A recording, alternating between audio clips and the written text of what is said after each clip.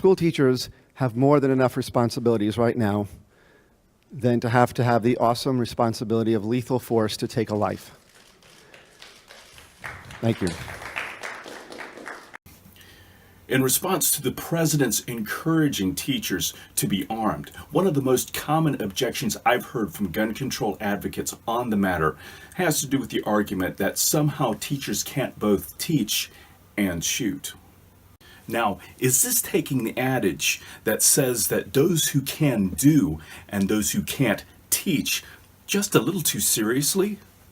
I mean, if that's really the case, why bother offering medical training for teachers? I mean, don't they have too many responsibilities to really deal with something that's best left to medical professionals? Or coaching sports teams. I mean, teachers have way too many responsibilities to take on the additional burdens of building a successful sports team, right? Oh, wait, hold on. They've been doing that for decades already. And in fact, they celebrate it. They don't really believe their own argument, and neither do I, because humans are capable of managing several different areas of competency in their lives. And for me, this is best laid out by Robert Heinlein in this quote from Time Enough to Love. A human being should be able to change a diaper, plan an invasion, butcher a hog, con a ship, design a building, write a sonnet, balance accounts, build a wall, set a bone, comfort the dying, take orders, give orders, cooperate, act alone, solve equations, analyze new problems, pitch manure, program a computer, cook a tasty meal, fight efficiently, die gallantly. Specialization is for insects. And Heinlein was just echoing the ideals of the Renaissance and the Enlightenment embodied in such persons like Leonardo da Vinci and Johann Wolfgang von Goethe. But in denying these ideals and saying that humans are really only capable of handling one area of competence, gun control progressives are tacitly admitting that they themselves really aren't that enlightened. Fortunately, teachers are not an ideological monolith. Thousands have trained with Ohio's FASTER program, which prepares teachers and staff for active shooter situations in a school, including firearms training and emergency medical training. What's more, the training is free for faculty and staff, and those who have taken up the training, either through FASTER or through similar programs offered throughout the country, they defy gun control's misperceptions about teachers who can handle the responsibility and who can employ more options than just being a victim.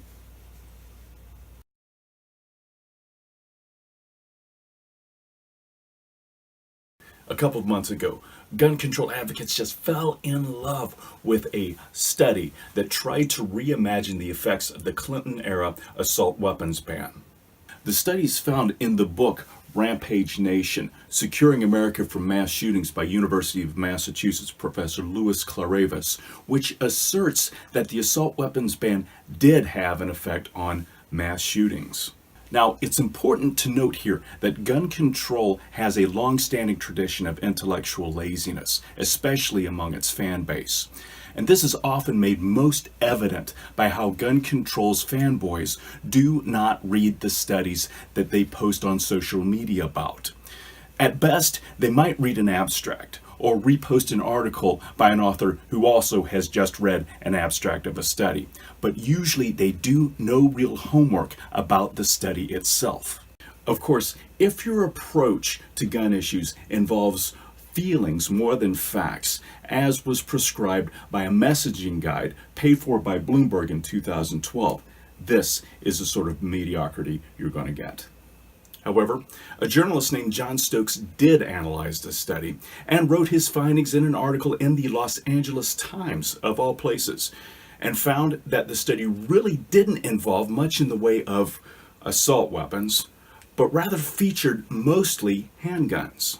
Also, Stokes found Claravis engaging in some statistical tomfoolery by playing with the definition of mass shooting, upping the threshold to 6 fatalities per incident instead of the popularly used 4.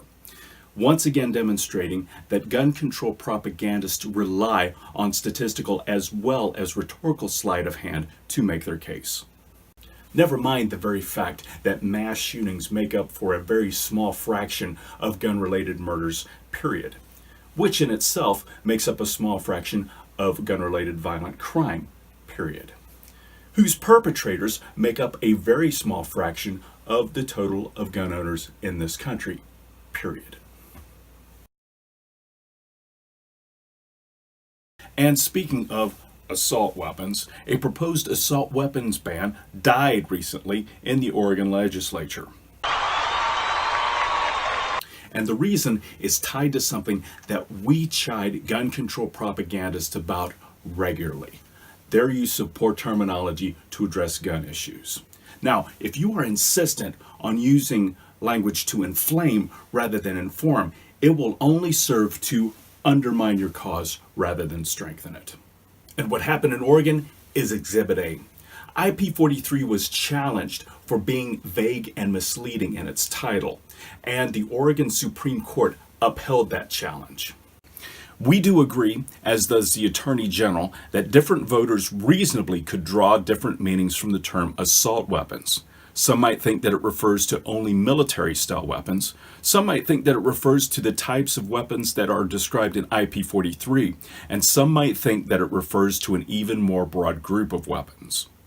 Consequently, the measure will not appear on the 2018 ballot. Words matter. We try telling you so, and you keep ignoring us.